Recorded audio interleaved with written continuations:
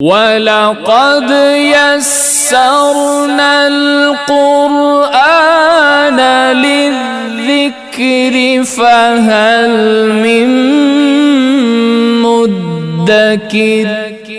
40 دن وہاں رکھ کر اللہ تعالیٰ نے اپنے نبی موسیٰ علیہ السلام کی تربیت فرمائی ہے اور پھر کتاب دی اور فرقان دیے۔ کتاب تو ہوگی تورات، اب فرقان کیا ہے؟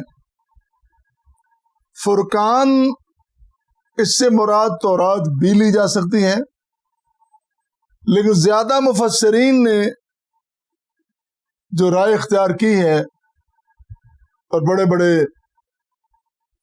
طبری، قرطبی، ابن جریر، انہوں نے یہی کہا ہے کہ موسیٰ علیہ السلام کے جو معجزات ہیں ان کو فرقان کہا گیا۔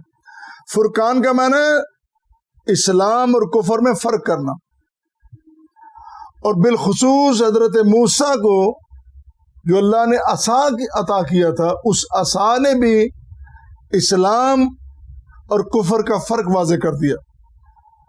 جب روئے زمین کے سارے جادوگر اپنا کفر لے کے آ گئے تھے، اس سارے کفر کو شکست دینے کے لیے اللہ نے اپنے پیغمبر موسیٰ کا عصا سامنے کیا، اور وہ عصا سب کو نگل کر بتلا گیا کہ کفر جھوٹا ہے، اسلام سچا ہے۔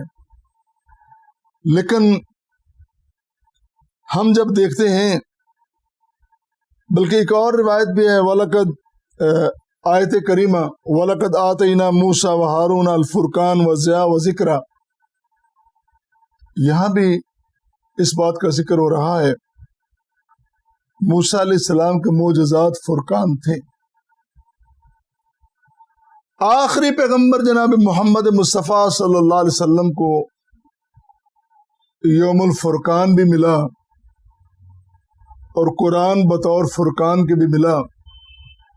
یہ قرآن اتنا بڑا معجزہ ہے، اور معجزے کا معنی یہ ہے کہ دنیا کو عاجز کر دے، کوئی بندہ اس کی مثال پیش نہ کر سکے، کوئی بندہ اس کی تمثیل پیش نہ کر سکے۔ قرآن کریم نے بھی پوری دنیا کو عاجز کر دیا کہ بڑے بڑے ادیبوں کو، بڑے بڑے دانشوروں کو، بڑے بڑے اہل زبان، بڑے بڑے شعراء کو یہ کہنا پڑا ما ھذا کلام البشر۔ جب انہوں نے بیت اللہ کی دیواروں پر سورہ کوثر لکھی پڑھی، ان کی عادت تھی وہ ناقدین اپنی ادبی محفلوں میں نقد کرتے تھے، اعتراض کرتے تھے، عیب نکالتے تھے، غلطیاں نکالتے تھے۔ تو جب انہوں نے سورہ کوثر پڑھی، ایک بار، دو بار، بار بار پڑھنے کے بعد انہیں کوئی عیب اور نقص نظر نہیں آیا، تو بجائے اپنی نقادی کرنے کے وہ یہ کہنے لگے، اور یہ کہنے پہ مجبور ہو گیا کہ ما ھذا کلام البشر، یہ دنیا کے کسی انسان کا کلام نہیں ہو سکتا، یہ تو بہت بڑی ذات کا، اور وہ ذات احکم الحاکمین ہے، رب العالمین ہے، اس کا کلام ہے۔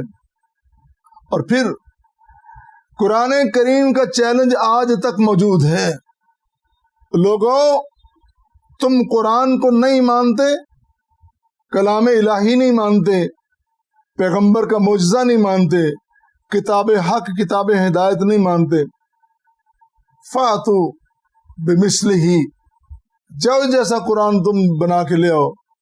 قرآن کیا، اس کی 10 صورتیں، 10 صورتیں کیا، ایک صورت کیا، ایک قرآن کریم کی ایک آیت مبارکہ کے مقابلے میں کوئی ایک آیت تم بنا کے لے آؤ، لیکن تم ایسا نہیں کر سکتے، تم بالکل یہ کام نہیں کر سکتے۔ اگر پوری دنیا کے انسانوں کو، دانشوروں کو، اہل زبان کو، جنوں کو، سب کو اکٹھا کر لو، تم سارے مل کر بھی یہ نہیں کر سکتے۔ تو قرآن کریم کتنا بڑا معجزہ ہے۔ اسی طرح یہ آج تک قائم و دائم ہے۔ آج صلی اللہ علیہ وسلم کے دور میں یہ اعلان اور تحدی اور چیلنج تھا، آج بھی موجود ہے۔ آج بدقسمت لوگ، بد فطرت بھی آپ کہہ سکتے ہیں، قرآن پر اعتراضات تو کرتے ہیں، قرآن میں بیان کردہ معجزات تو تسلیم نہیں کرتے۔ اصل میں یہ عقل اور شعور کی بات نہیں بلکہ اس سے بھی بڑھ کر ایمان کی بات ہے۔ جب اللہ کی طرف سے ایمان نصیب نہ ہو تو قرآن کریم کی آیات بینات پہ، اس کے معجزات پہ انکار کیسے، اس کا اقرار اور اس پہ ایمان کیسے لایا جا سکتا ہے؟ تو جس کو نصیب ہوتا ہے وہ تصدیق کرتا ہے، اور جس کو نصیب نہیں ہوتا وہ تکذیب کرتا ہے اور اس کو جھٹلاتا ہے۔